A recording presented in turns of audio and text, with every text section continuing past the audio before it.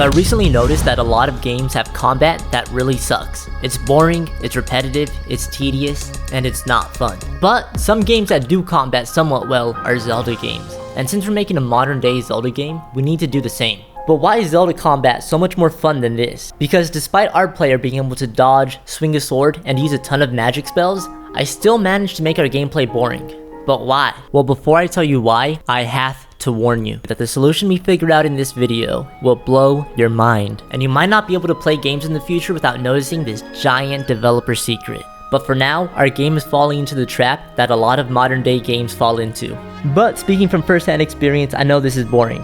Very boring. Even though these games may be more impressive than mine for now, I know the worst part of most modern 3D action games is repetitive combat, where combat boils down to run up to an enemy and repeatedly press square over and over until it can get really boring really fast. And I mean really fast. And even though it may be my favorite game, I know the worst part of Spider-Man is the repetitive combat. They tried remedying the situation by adding gadgets and special moves, but it only serves as a band-aid on a bigger problem.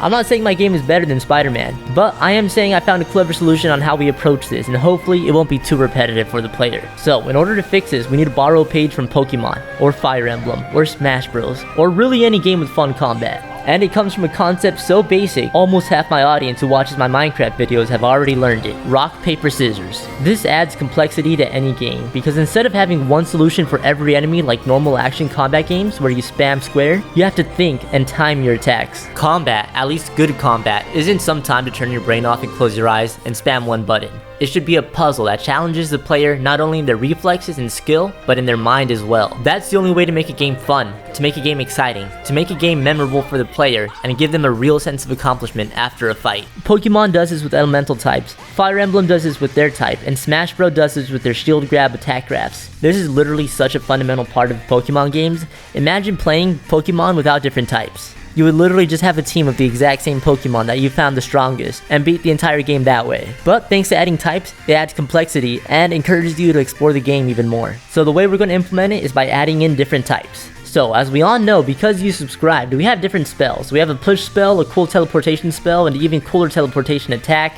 But we also have this basic attack spell that's just a ball that does damage to the enemy. This is where we're going to get creative and make different types. So I went to the drawing board and drew up pics of what I thought would be the coolest and easiest to implement. Spoiler alert, I was wrong. If you're a VFX artist, please hit me up. I'll plug you in the next video, I promise. So boom, here's the attacks we have. Lightning is strong against water. Water is strong against fire. And fire is strong against lightning because I ran out of other types. I alternatively have the idea of making water and electricity strong against each other and fire weak to water, which would make water the most powerful type, which I can do really easily in the code. But we'll wait with further testing to see if it's actually fun. But for now, lightning, water, fire. So now the next problem. How do I make it work? Luckily, a new invention just came out that makes literally anything you want to do in UE5 super easy, and I call it Grok GPT. Literally ask it anything, go ahead. How do I get a girlfriend? No, it's not a magical machine, sorry bro. Ask it how to make an enemy health system using UE5. And boom, here's the answer. Literally that easy. It only took a few seconds. Oh my gosh, bro. Would you stop yapping ChatGPT? So ChatGPT just wrote an entire book for us, but I'll break it down. So here's the way to do it in super simple terms so that someone with no experience at all can understand exactly how you do it. Let's say we have an enemy and we'll assign them a number. We'll call this number health. It has a value of 100 every time. But then we're going to make an event called damaged. And every time damage gets called, it'll subtract 50 from health. Meaning after 2 hits, it'll be at 0. And if damage detects that the health is at 0, it'll destroy the enemy. And boom, you just learned how every single game does their health system. Now we have this health system, but we want to add complexity to it by adding types, using an enum state. Basically all that means is there's different states, so it'll be like fire, lightning, normal, enemy attack, stuff like that. And depending on which one it'll be, such as fire, and doing this, we can make if a water attack hits a fire enemy, it'll do 1.5 times the damage, meaning it'll subtract 75 instead of 50. And boom, complexity is added to the game super easily in like one step. But how do we make the enemy not suck? Because again, it's just a cube. Well, for that, I asked ChatGPT again, however, its answer was pretty bad. So instead of doing that, I actually watched a video tutorial by Gorka Games. Promise you, bro, when you make a game in Unreal Engine 5, he's going to be your best friend ever, bro, I promise you. He has a tutorial on how to make a humanoid enemy in literally 10 minutes. All you do is add a humanoid mesh, animate it, and boom, 99% of my problems are done in just 10 minutes, bro. It was awesome. So after messing around for a few minutes, we now have an enemy that follows you and attacks. Wait, we don't have an animation for the attack yet. So now I have to make an animation for the enemy to attack. But to do that, we have to talk about one of the biggest problems 99% of indie devs actually make when they make a game. And it's called being inefficient with your time. No offense. Look, being a good leader, you have to be able to work effectively and accurately see what you're good at and what you're bad at. And even though some of these content creators will have more views than me, their games are not going to be better than mine. And look, things I'm good at include... but things I'm really bad at include modeling, texturing, C++ code, Java code, coding in general, honestly, bro, creating an environment, drawing, material substances. And at the top of the list of what I'm bad at is animating, bro. I'm so bad at that. That takes so much time. If I was like most indie devs who aren't smart about how they spend their time, I would spend maybe 12 days on each one of those things I'm bad at and try doing it myself. And after doing all that hard work, I would come up with a result that sucks really hard. And have wasted half a year. And the player who plays our game will have to play something that looks like crap because I didn't know how to do this stuff, but I still expect my game to be successful and for them to play it? No. I am ace. Subscribe. I refuse for anybody who plays my game to touch something that's bad. But I also know I can't do it all by myself. So, in the future, once my YouTube channel takes off and the game gets more traction and I have more money and have more attention, I'll have more people to help me make this game who are 1,000 times better at making an environment, modeling, texturing than I could ever be. And I'll have more people to help me make the game than I can imagine. But for now, I have to do something impressive for cheap. And for that, we go to assets. So if you didn't know, Unreal Engine 5 has an asset store, and it has so many good options that are either free or way underpriced, bro. And we're going to take advantage of that to make the best product for the player. So I downloaded some animation packs and applied them to the humanoid enemy. And by using something we call animation events, creating a super good enemy is actually really easy. This literally only took me a few hours, and it's 10,000 times better than anything I could have done myself. The enemy rises out of the ground, wanders around randomly, and then he starts attacking the player once he's spotted. Now this is good, but I want my game to have enemies that you want to fight, that are cute. Think Kirby enemies or Pikachu enemies, I don't know. I want my game to be a world where you want to live in. And I don't want to have my main character taking the life of fellow human beings. So the enemies will remain to be monsters that are cute and like cute ghost demon stuff.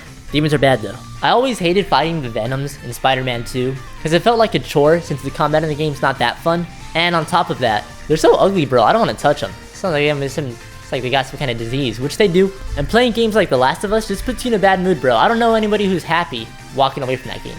Smash Bros, on the other hand, Pokemon, those games put you in a good mood. So, to help me achieve the cute enemy look, I downloaded an asset that fits my vision pretty okay. It's this wood guy. However, he only has a couple of animations, and it's not enough to make a functioning enemy. But all the animations I downloaded in the pack are for the UE5 skeleton. However, there's a solution for all this, and that's called animation retargeting. Sometimes you get stuff that looks like nightmares like this. And sometimes you get really good results like this. So boom, we have a good enemy finally done. And the code that's applied to it can be super easily applied to any other enemy in the game. Meaning we can add future enemies super easily. Especially if they're bipedal and kind of humanoid. But since I only have 7 days to get this game to look as good as it can, I need to do small things that'll make a big difference. First off, Fireball. You see this little red dot? Got rid of it. Now it's an actual particle system. We also added the HUD for the player. Think health bar, and whatever spell you're equipped with. So the UI system I made, I drew myself. The fire is supposed to be a fire spell. The wave is supposed to be the water spell. The lightning spell. The switch spell. Oh, but what's this, you may ask? Why? That's to shoot a sword at a tree, then press the button again and you teleport to the sword spell. Obviously. Oh, what's this? Why? That's the push spell, obviously, and it's totally not game breaking or ugly. So yeah, those will have to be changed. Honestly, I don't like the UI at all. It's probably going to have to be done by someone better. And I was on fire at this point, so I finished it off by adding hearts at the top to signal how much health the main character has. Now, in just a few days, we have successfully made combat 100 times more fun by adding a really good enemy. And I don't think you understand how amazing this felt. I've been making games since middle school, bro. And to get to this stage of this project, I had to forget all my experience, which had all been with Unity up to this point, and learn an entire new system in Unreal. I've been working really hard at this game. I've tried out so many ideas that didn't work out. I did so much trial and error, and even though it's been fun, It's always been frustrating. There's so many things, a million things that can go a little wrong and break the entire system. And even though you try your best, you sometimes just don't know how to fix it. And in those cases, I just have to lay down and take a break because it's so stressful.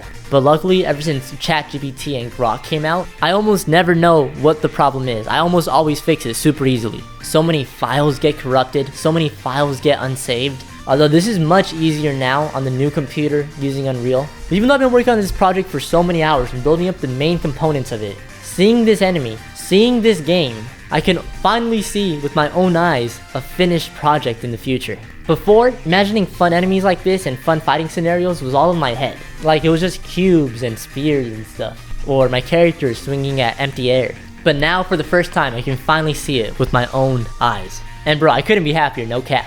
Just imagine when we have the environment, the sound, the models, a main character that's actually a main character, the music, everything, bro. I'm not even a little bit proud of where it's at right now, but I can see a future where I might be proud. So if you have any interest in seeing that, subscribe.